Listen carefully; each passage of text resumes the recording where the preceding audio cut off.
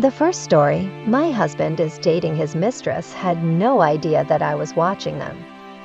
I was waiting for my husband from work, and he was running late.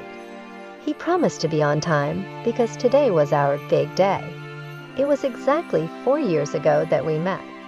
I remember we met as if by chance. I remember, and it still makes me laugh. We ran into each other at the door.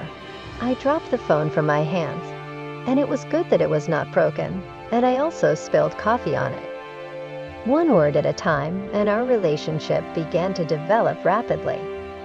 And now I had cooked dinner, lit candles, dressed up, and remembered to wear beautiful lingerie. And he's still not here. I tried calling, but my husband didn't pick up. I can't imagine how he could be late at work today. I can't believe he forgot what day it was. Yes, I didn't tell him about dinner. But in years past, my husband always remembered our date. We used to spend that evening in a romantic setting, and he always came with flowers.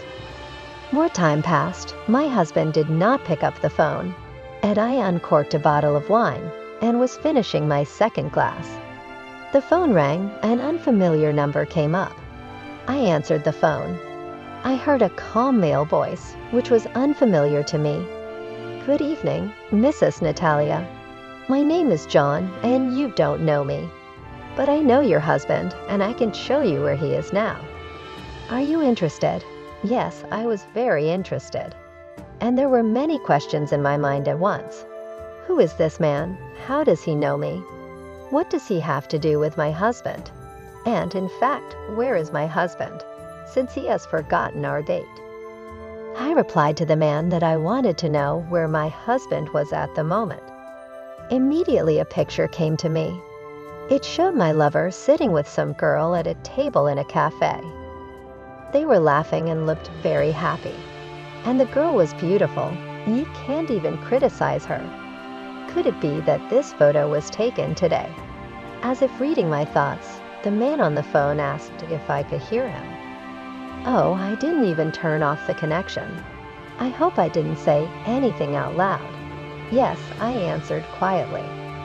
Honestly, my mood had dropped, and I felt kind of devastated. But I still hoped that it was all some kind of prank, a misunderstanding, or such a joke. Then, Natalia, I suggest we meet and take a look at this couple from the outside, so that all your doubts are put to rest. We continued our conversation, John saying that the picture was of his wife. He began to suspect her of cheating long ago, so he began to follow her and found out that she was secretly dating a man. John must have been a detective at heart or a nerve tickler. Otherwise, I can't explain his behavior, but he followed her lover and then came on to me. John's suggestion was simple. Get back at the unfaithful spouse, take them by surprise, and look them in the eye. I was confused at the same time, but in my heart, I really wanted to hurt my husband. After all, how could he do this to me? I quickly got ready and drove to the cafe where Jonna was waiting for me, where our couple in love were sitting. I saw everything with my own eyes. We were standing in front of the cafe, hiding under the shade of a tree, even though it was the middle of the evening. And they were across the street. They were having so much fun, a smile on their faces. They were always touching each other. My husband touched her hand, then he put his arm around her. Then this girl squeezed his fingers, just like teenagers. I wanted to pick up a rock and throw it at them to wipe out their happy, satisfied faces. But John told me not to be so hot, because he took care of everything. Speaking of John, such a handsome guy, tall, stout, and polite. I couldn't help but wonder what his wife saw in my husband. He's shorter and kind of chubby. Suddenly his hands, which were always touching hers, seemed so greasy, lustful, and disgusting to me. It made me cringe. John noticed this and apparently thought I was chilly. He walked quickly to a car that was parked nearby. He opened it and brought out 2 cups of coffee. I felt grateful to him, not just for the coffee, but for his attention and support. I can't even imagine how I would have coped alone if I had suddenly found out that my husband, my faithful and beloved husband, was cheating on me. John and I stood in silence and watched as a couple of lovers ate something there. By the way, I never asked John how we were going to get back at them. Just about to do it, and our unfaithful asked for the bill and paid my husband. What a bastard! No, well, not that I was against it when a man pays, but that money was from our family budget. I suddenly thought, and when I went to a cafe with him like this, and had dinner, and I didn't remember. The couple caught a cab and drove off. John and I got in his car and followed. We drove up to a hotel on the edge of town. Our unfaithful men got out in their arms and went inside the building.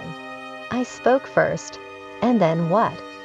Are we going to wait for them to finish their business? I didn't even want to think about which ones. John looked at me intently, as if he'd woken up. Apparently, he had been immersed in his own thoughts the whole time, and so was I, he smiled.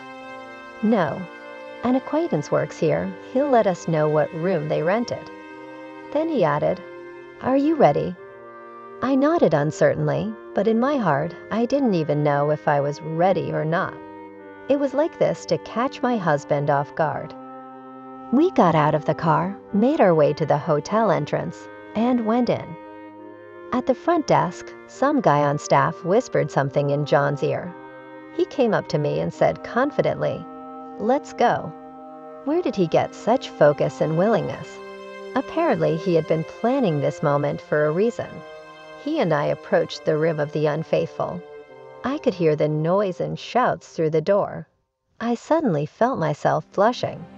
I wanted to run away, not to go into their room, and not to see what was happening there. But John winked at me and knocked on the door. The noise did not stop. On the contrary, I heard, as if from afar and muffled, my husband's voice. The girl obeyed him, walked over, and opened the door. She was wearing a hotel robe that barely covered her body.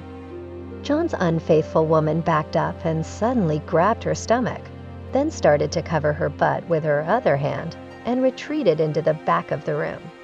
We went in. She began to bang on the door of the bathroom and also the bathroom. The door gave way and swung wide open. I saw my husband sitting on the toilet. He was groaning, holding his stomach, and making loud noises. My mouth dropped open in bewilderment. This was not what I had come to see. The girl ran up to her husband, ignoring his tummy problem and us too, and started shoving him off the toilet. And he clung to it with both hands and wouldn't give in. They fought and didn't seem to notice us, as if they were absorbed in only one thing, to take the place they wanted. I couldn't watch this scene anymore. I was disgusted, and the whole thing looked like a staged tragicomedy. Even my husband didn't seem to notice me. I turned and ran out of the room. John followed behind me. I ran down the hotel corridor, tears choking me, and I felt like I wouldn't be able to hold them back. John caught up with me, stopped me, grabbed my arm, and held me tightly to him. He said, "I'm sorry, apparently the cafe miscalculated the dose of laxatives." And I did not think it would look like this. I suddenly felt very funny.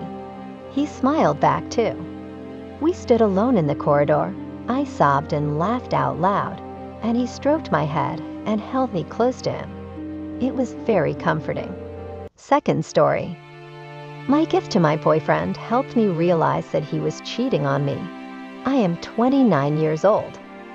Almost 2 months ago, ended a relationship that lasted a year and a half, which did not lead to anything, was boring, and apparently just not destiny.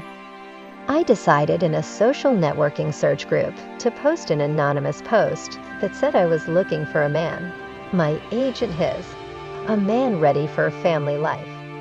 This post was liked by about 200 people. Oddly enough, almost all were, as I wanted, from 29 years old. After looking through the profiles of all 200 people, I chose one. Not my type outwardly, but he had such beautiful gray blue eyes and dimples when smiling. You couldn't pass that up. We met, and on October 16 we met. And we never parted again. He took me to work, met me from work. We cooked together, drank wine, and I can say for myself that I was happy. But when you meet a man, you always wonder what he had before you, and whether he is still in the past. Asked directly, the answer was that everything is in the past. Now there is me, and he is with me. His ex-girlfriend cheated on him with his friend, and they broke up. The feeling that somewhere I am being cheated on, I don't go away. One day, walking around the store, I saw men's socks. They were very funny, green, and they had crocodiles on them. I decided to buy them, abruptly and spontaneously. There was a voice inside me that said, "Buy these particular socks." I did, and I bought them, and I gave them to him. At the end of the month, it was my mom's anniversary. To my offer to go with him, he didn't say anything against it. He just said he was already getting off work from vacation, and he couldn't make it. All in all, it was a nice relationship, with falling asleep in a very strong, manly embrace. But the fairy tale was not eternal. On November 6th, after leaving me at lunch for a session, he disappeared. He did not pick up the phone, did not respond to messages. And I saw that he was liking his ex-girlfriend, and she was being added to his friends. Texting her something was a stupid idea, but I decided to do it. After texting her why she was doing it, telling her that this man is with me, the answer was that he is with her. And he is always with her. And when he didn't pick up the phone, he was with her. He left her for me in the morning, and after school he was with her. That's where those green socks he was wearing when he left me came in handy. When I asked her what kind of socks he was wearing, as stupid as that sounds, she told me the green ones with the Crocs. After dropping him a screenshot of our correspondence with her, he called me in the evening, asking me to calm down, that it was all a lie. Coming home after work, I called him.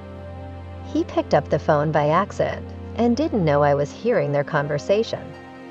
He was with his ex. She was yelling at him for being with me when he told her we weren't in touch anymore. To which she replied, "Now you and I are even. You cheated on me, and here I am." It turned out that I was just a way of revenge in that situation. And now they've gotten back at each other, and they're probably together. And I sat in shock at this situation, but it's good that I found out about it now, and not after some more time. And those socks played their part.